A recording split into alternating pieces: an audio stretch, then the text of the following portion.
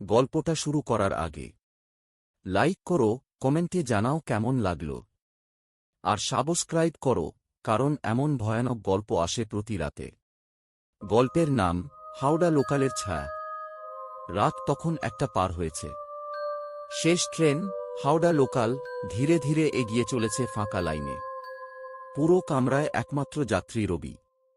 Office থেকে ফিরছে, ক্লান্ত মুখে জানলার বাইরে তাকিয়ে আছে। অন্ধকার শহরটা পিছিয়ে যাচ্ছে ট্রেনের শব্দের সঙ্গে সঙ্গে। হঠাৎ ট্রেনটা কেঁপে উঠল, তারপর থেমে গেল মাঝপথে। বাইরে কুয়াশা, আলো নিভে গেল এক ঝটকায়। রবি ফোনের ফ্ল্যাশ জ্বালাল, কিন্তু তখনই শুনল কেউ যেন পাশের সিটে বসেছে।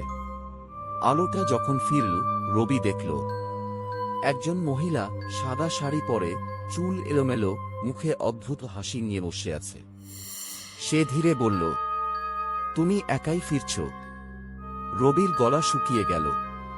সে কিছু বলার আগেই মহিলার চোখের ভেতরটা ফাঁকা, যেন ভিতরে আলো নেই। ঠোঁটে রক্তের দাগ, আর মুখে সেই বিকৃত হাসি।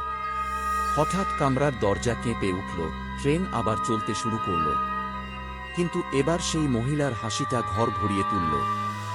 একটা কর্কশ, ঠান্ডা হাসি। রবি উঠে দরজার দিকে গেল, কিন্তু দরজা খুলছে না। চারপাশে অন্ধকার ছেয়ে গেল।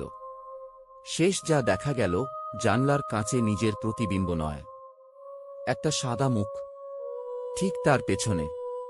পরের দিন সকালে ট্রেন হাওড়া পৌঁছলে লোকজন দেখে কামরাটা ফাঁকা, কিন্তু জানলার কাঁচে রক্ত দিয়ে লেখা, রবি এখন ছায়া হয়ে গেছে। গল্পটা যদি ভালো লেগে থাকে, লাইক করো, কমেন্টে জানাও কেমন লাগলো, আর সাবস্ক্রাইব করো, কারণ এমন ভয়ানক গল্প আসে প্রতি রাতে।